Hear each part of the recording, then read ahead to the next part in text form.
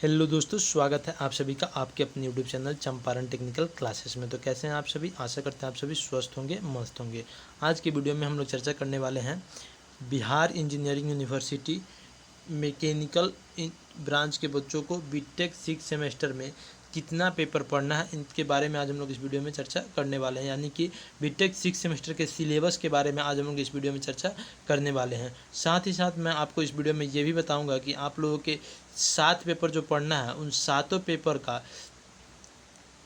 Study material और notes जो है आपको कहाँ से प्राप्त होंगे, उन सभी के बारे में आज हम लोग इस वीडियो में चर्चा करेंगे। तथा किस पेपर में क्या पढ़ना है और कौन सा पेपर जो है आपका न्यूमेरिकल है, कौन सा पेपर थ्योरेटिकल है, इन सभी के बारे में आज हम लोग इस वीडियो में चर्चा करने वाले हैं। तो वीडियो को आप अंत तक अवश्य देखें ताकि आपको इन सभी के बारे में पता चल सके। तो ये वीडियो में आगे बढ़ते हैं। वीडियो में आगे बढ़ने से पहले आप लोगों से एक छोटा सा रिक्वेस्ट है, अगर आप हमारे यूट्यूब चैनल पर नए हैं तो चैनल को सब्सक्राइब कर लें तथा बेल आइकन को प्रेस कर लें ताकि आपको बिहार इंजीनियरिंग यूनिवर्सिटी से रिलेटेड सभी प्रकार के अपडेट सबसे पहले आपको हमारे चैनल के माध्यम से मिल सके। साथ ही साथ बीटेक 6 सेमेस्टर का जितना भी स्टडी मटेरियल है और जितना पेपर आपको पढ़ना है, सभी का स्टडी मटेरियल जो है आपको हमारे चैनल के माध्यम से मिल सके। और साथ ही साथ बीटेक 6 सेमेस्टर का जितना भी PYQ है, उन सभी का सॉल्यूशन भी आपको हमारे चैनल के माध्यम से मिलेंगे। तो इन सभी के लिए चैनल को सब्सक्राइब कर लेते हैं, साथ ही साथ टेलीग्राम ग्रुप से जुड़ जाए जिसका लिंक इस वीडियो के डिस्क्रिप्शन में दिया हुआ है। तो वीडियो में आगे बढ़ते हैं और सिलेबस को जानते हैं। फर्स्ट ऑफ ऑल मैं आपको बता दूं कि बीटेक 6 सेमेस्टर में आपको 7 पेपर पढ़ना है। कितना पेपर पढ़ना है? 7 पेपर पढ़ना है। तो मैकेनिकल ब्रांच के बच्चों के लिए सबसे हार्ड कोई सेमेस्टर होता है तो आपका छठा सेमेस्टर होता है, क्योंकि इसमें आपको 7 पेपर पढ़ना है। बाकी सब में आपको 5-4-5-4-5-4 पढ़ना है, लेकिन इसमें आपको 7 पेपर पढ़ना है, जिसमें आपको 4 पेपर जो हैं न्यूमेरिकल पेपर होंगे और 3 पेपर जो होंगे आपके थ्योरी पेपर होंगे, और एक पेपर मॉडरेट है। न्यूमेरिकल और थ्योरी दोनों पूछे जाते हैं, यानी कि 5 पेपर मिला के चलिए तो आपके न्यूमेरिकल हैं और 2 पेपर जो हैं आपके थ्योरी हैं। तो इसमें कौन कौन से पेपर थ्योरी हैं, कौन कौन से न्यूमेरिकल हैं, इन सभी के बारे में हम लोग इस वीडियो में जानने वाले हैं। तो मैं आपको बता दूँ कि आप लोग को जो है 7 पेपर पढ़ना है, उसमें से 3 आपके प्रोफेशनल कोर कोर्स के पेपर हैं, यानी कि जो आप लोग पहले से पढ़े हुए हैं, जो डिप्लोमा के बच्चे हैं और जो बीटेक में रेगुलर स्टूडेंट है वो नहीं पढ़े होंगे। और प्रोफेशनल इलेक्टिव कोर्स जो है ये, इसमें आपको 3 पेपर पढ़ना है प्रोफेशनल इलेक्टिव का, जिसमें इसमें आपको 2 ही पेपर दिया हुआ है, लेकिन इलेक्टिव जो है आपके 3 है इसमें, और ओपन इलेक्टिव से आपको 1 पेपर पढ़ना है। तो मैं आपको बता दूं कि प्रोफेशनल कोर कोर्स का 3 पेपर जो है आपके dynamics of machinery, manufacturing technology, design of machine element है।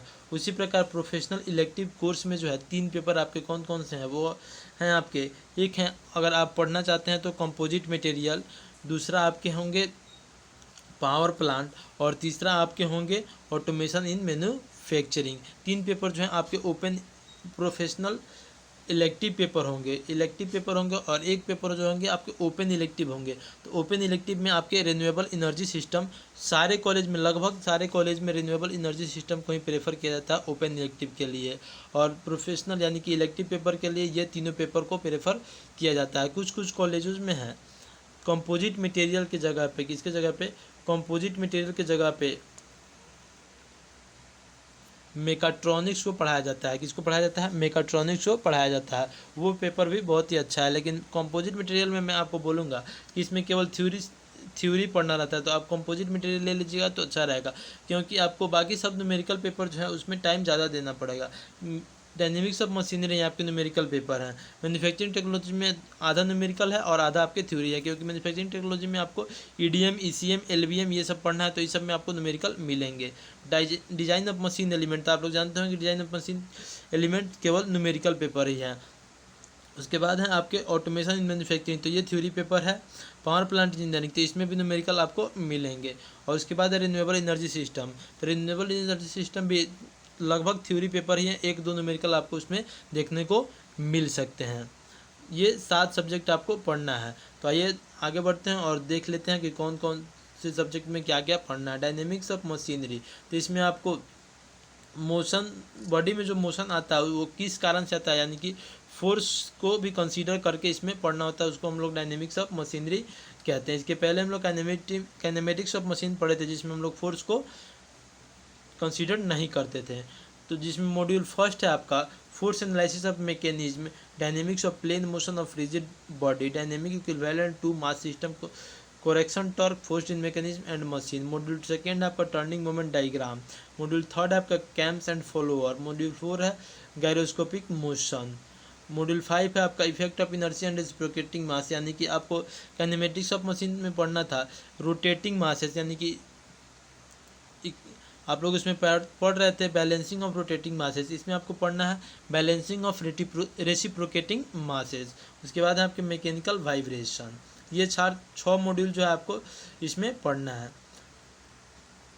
उसके बाद है आपकी मैन्युफैक्चरिंग टेक्नोलॉजी। मैन्युफैक्चरिंग टेक्नोलॉजी में 4 मॉड्यूल आपको पढ़ना है, जिसमें मॉड्यूल फर्स्ट में है tooling for conventional and non conventional machining process. उसके बाद मॉड्यूल सेकेंड में है metrology, dimension, force, surface measurement, यानी कि limit, fit, tolerance, linear and regular measurement. Module third है आपका असेंबली प्रैक्टिस। मॉड्यूल 4 है आपका unconventional machining, EDM, ECM, LBM, abrasive jet machining, water jet machining, इन सभी के बारे में आपको पढ़ना है। ये 4 मॉड्यूल आपको मैन्युफैक्चरिंग टेक्नोलॉजी में पढ़ने हैं।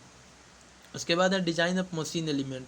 डिज़ाइन ऑफ मशीन एलिमेंट में आपके 5-6 मॉड्यूल को पढ़ना होगा, जिसमें फर्स्ट मॉड्यूल है इंट्रोडक्शन टू डिज़ाइन, सेकेंड है डिज़ाइन ऑफ शाफ्ट, थर्ड है riveted joint, bolted joint, welded joint यानी कि जॉइंट्स, फोर्थ है आपकी डिज़ाइन ऑफ क्लच, और फिफ्थ है आपके डिज़ाइन ऑफ ट्रांसमिशन एलिमेंट। ये आपके 5 मॉड्यूल जो है डिज़ाइन ऑफ मशीन एलिमेंट में पढ़ने हैं। तो ये थे आपके कोर कोर्स के 3 सब्जेक्ट। उसके बाद प्रोफेशनल इलेक्टिव कोर्स हैं, जिसमें से आपको 3 पढ़ना है, जिसमें आपको process planning and cost estimation है। तो ये सभी कॉलेजेस में, यानी कि बहुत सारे कॉलेज में नहीं लिया जाता है। उसके बाद है आपके मेकाट्रॉनिक्स। तो 1-2 कॉलेज ऐसे हैं जिसमें मेकाट्रॉनिक्स की पढ़ाई कराई जाती है, तो आप मेकाट्रॉनिक्स भी ले सकते हैं। उसके बाद है माइक्रो प्रोसेसर इन ऑटोमेशन। उसके बाद है आपके कंपोजिट मटेरियल। तो कंपोजिट मटेरियल अधिकतर कॉलेज में आपको कंपोजिट मटेरियल ही पढ़ाया जाता है। उसके बाद है power plant and engineering. Power plant engineering आपके 3 क्रेडिट के हैं, और इसमें 5 मॉड्यूल आपको पढ़ना है। उसके बाद है ऑटोमेशन इन मैन्युफैक्चरिंग, जिसमें आपको सीएनसी के बारे में पढ़ना होगा, कैड, कैम, इस सब के बारे में पढ़ना होगा। 4 मॉड्यूल इसमें भी पढ़ना है।